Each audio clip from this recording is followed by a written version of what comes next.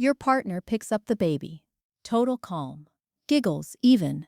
Then you walk into the room, and suddenly, full meltdown. You are the one who has not slept in weeks.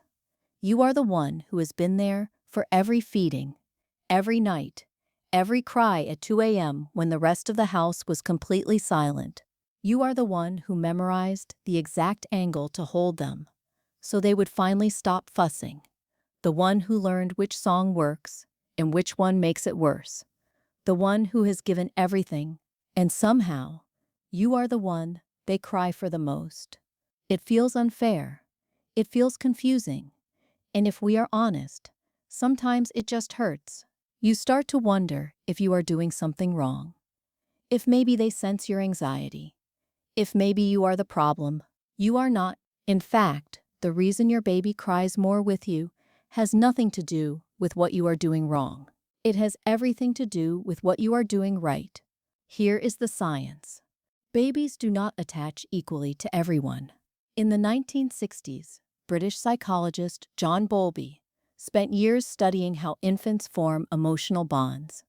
Before his work, most experts believed babies attached to whoever fed them. It was a clean, logical theory. It was also wrong. Bowlby discovered that feeding had almost nothing to do with it.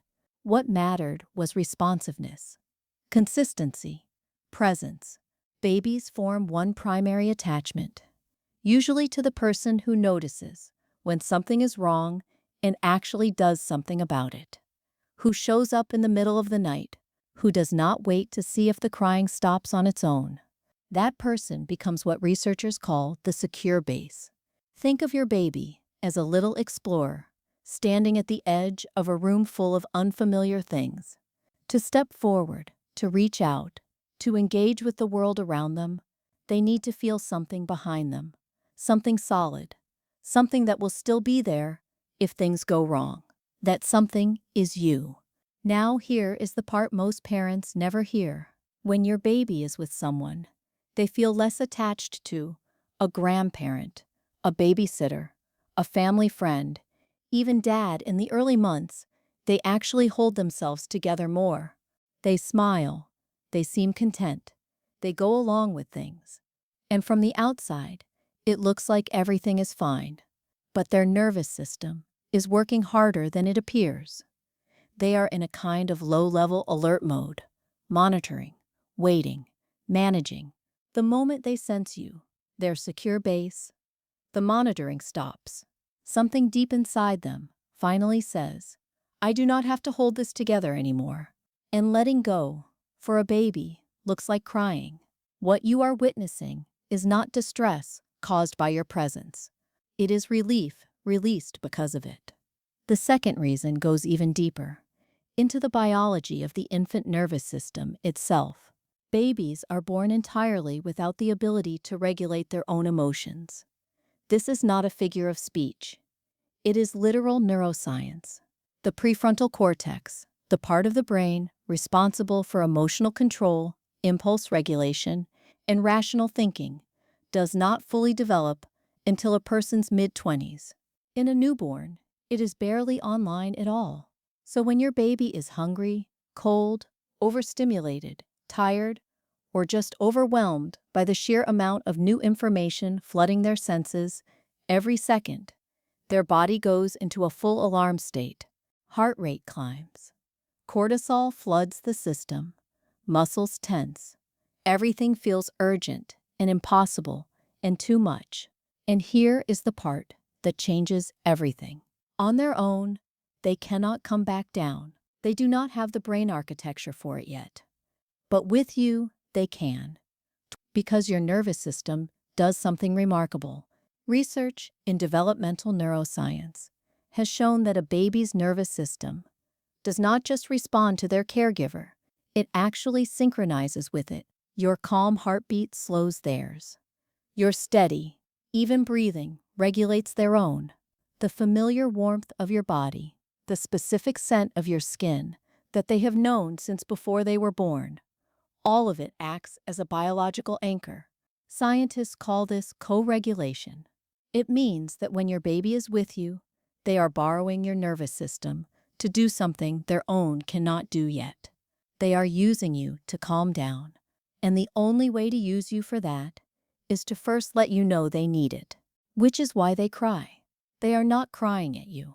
They are crying with you because you are the only person in the world they trust enough to show that to. The research on this is striking. A study published in the journal Science examined what happens physiologically when distressed babies are picked up by their mothers.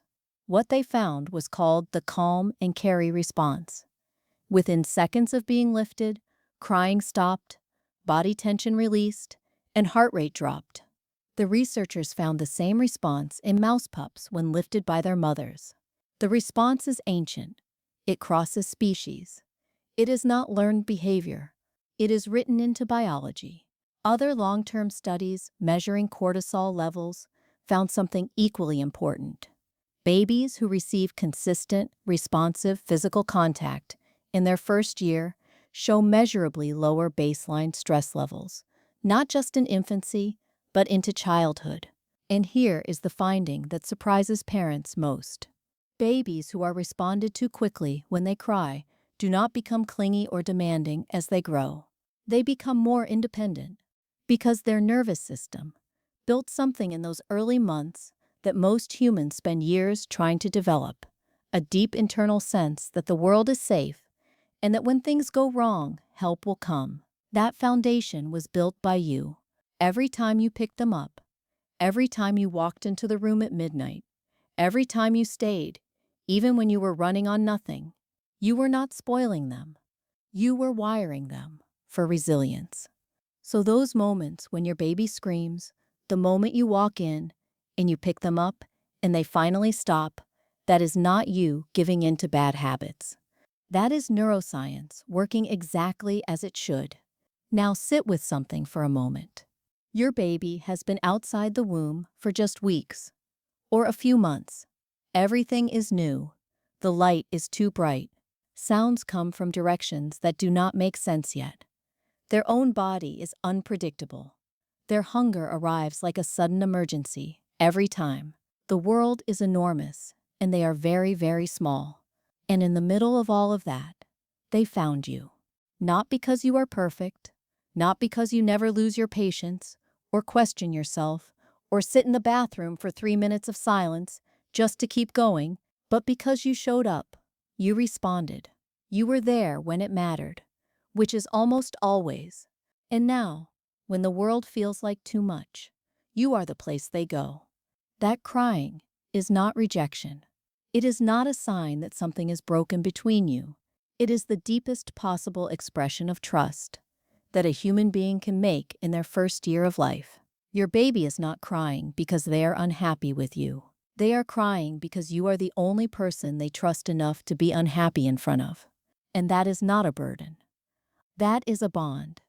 About the next time you are exhausted to your core and your baby cries the exact moment you walk through the door, take a breath. They are not punishing you. They are not more difficult with you because you are doing it wrong. They cry more with you because you are the one who made them feel safe enough to cry at all. It is not because you are doing it wrong. It is because you did everything right. If this video changed the way you see your baby or yourself, subscribe. Every week, we go behind the moments that confuse and exhaust you and find the science hiding underneath. Hit that button and tell us in the comments, does your baby cry more with you than with anyone else? How does it feel now that you know what it actually means?